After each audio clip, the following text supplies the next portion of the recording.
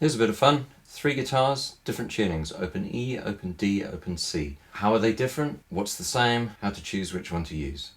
Okay, let's start here. Open D tuning. This is Vestapol tuning. My understanding is this is the original Vestapol tuning. What we've got here is open D, A, D, F sharp, A, D. So D, A, D, F sharp, A, D. Strum the strings, we get an open D chord. Who uses this tuning? Ry Cooder, Elmore James, lots of other people, very common in blues styles. Great tuning. May need to adjust the nut because you may want to put heavier strings on. So I've got 13s with a 14 on the top here. I had to have a new nut cut for that. Other than that, reasonably straightforward to do this. Open E tuning. E, B, E, G sharp, B, E. So E, B, E, G sharp, B, E. Strum the strings, you get an open E major chord.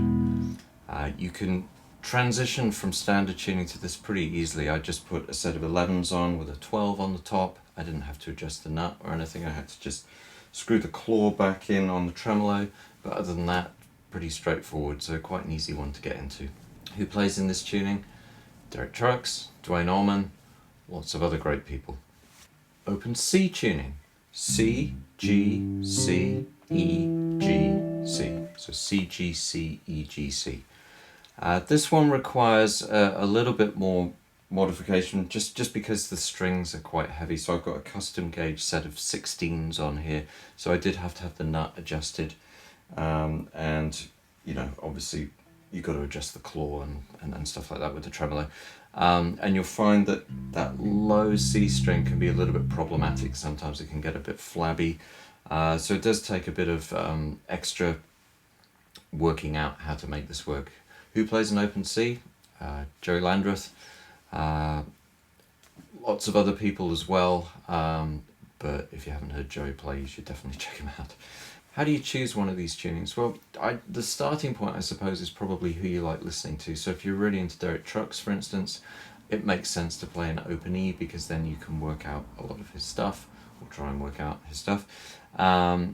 You know, so that's the starting point. I suppose for me, open C came about mainly because of listening to Joey Landreth. And I then also found that I was playing in a duo setting, and it was really nice having the low C and having this low, almost baritone tuning to support the singer. So that can be another consideration, the band or the musical setting that you're playing in. And it could also be to do with your voice, you know, if you may find that it works better to sing in open C, for instance. So that's another reason that I play in this tuning. I find that what little singing I can do works best in this tuning. How are these tunings similar? Well, they're all related to each other in the intervals that are involved when you're tuning. So basically, if I'm in open E, then I've got an open E string here, here, and here. They're all the root or the 1. The next string, in this case, is going to be a B, which is 5. So in the key of E, that's the 5th note in the scale. So then I could label these 1, 5, 1. So I've got the root, the 1, the 5th, the 1. Then I've got the 3rd, which in this case is G sharp, major 3rd. And then I've got the 5th again, and then I've got the open 1st again. So the interval relationship between these strings is 1, 5, 1, 3, 5, 1. Now this is the same in open D tuning, it's in open C, it's just that the reference point is different. So obviously when I play an open E, that's an E chord. When I do the same in open D, obviously it's a D chord or a C chord. So your 1 chord reference is different, but everything else is going to look the same. So once you map out everything intervallically, then you're just dealing with the same shapes. The 4 chord is always going to be here. Whatever key, whatever tuning you're in, the 4 is there. So in this case I'm in E, so that's an A chord. If I'm playing in open D, the 4 chord is still going to be there, but it's going to be a G. In this tuning, up at the 5th fret is a 5 chord. It's always going to be a 5th chord, or it's always going to be the 5 chord in open E, open D or open C. It's just the name of that chord will be different. So B in open E, but if I'm in open C, it's going to be a G chord, and if I'm in open D, it's going to be the A chord. If I map out some triad shapes on strings 2, 3, and 4, I can start here. This is the one chord just moving up. Okay, so those are all E triads. If I play exactly the same shapes in open D, they'll all be D triads. If I play in open C, they'll be C triads. So the shapes don't change. The one chord stuff is always in the same place, the 4 and the 5 and everything else. So if, say I wanted to play a 1, 6, 4, 5, a very common progression, I'm in the key of E, I'm in open E tuning. So here's my 1, here's my 6, which in this key is C sharp minor. Here's my 4, which is A. Here's my 5 chord, which is B. So E, C sharp minor, A, B. But if you think of it in terms of intervals, it's 1, 6, 4, 5. So this makes it much, much easier to then understand, oh, well, if I do that in D, it'll be the same thing. It's the same shapes. It's just the names of those chords are different. In D, that would have been D, B minor, G, A.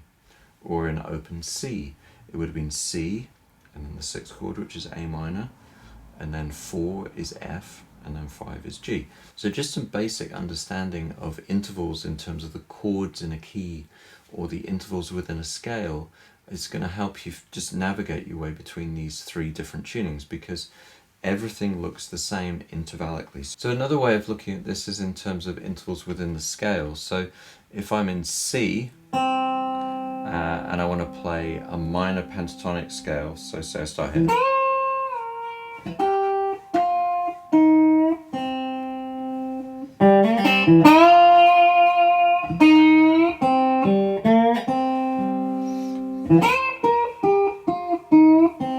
It's going to be exactly the same shape in open E or open D. It really doesn't matter. It's just that now it's a different named scale. So it's a minor pentatonic scale in the key of C here. It would be E in open E. It would be D in open D. So once you start to kind of get your head around this, I know it does take a little bit of processing initially, but it just means that you can find your way in all these tunings without having to change that much, as long as you know what key you're in, and get more comfortable with the shapes in one of these tunings.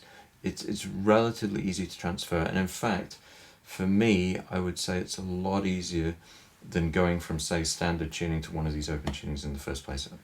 I went to open C first, and it completely threw me for a fair while. Obviously going from standard tuning to open E is a little bit easier, although that 3rd string being a G sharp can throw you. But the point I'm making with all of this is that if you can play an open D, it's really not a massive step to play an open E or open C.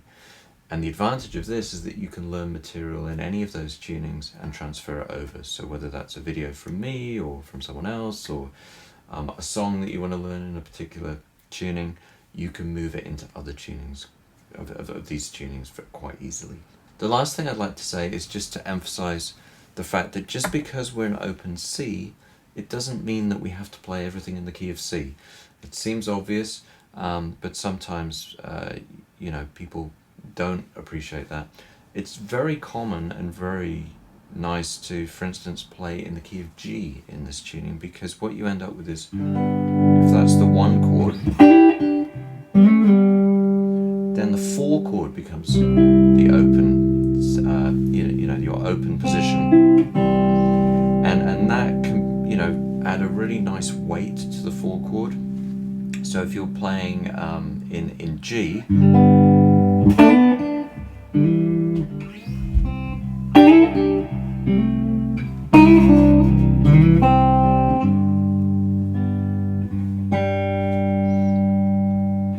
you find that it works really well. So not to mention the fact that you can use a capo, so if you're playing in open C and you want to play in open E and take advantage of open strings, you just put a capo at the 4th fret and just work from there, or you know, similarly in the other tunings. So it's not, you're not restricted to playing in just one key because you've chosen a particular tuning.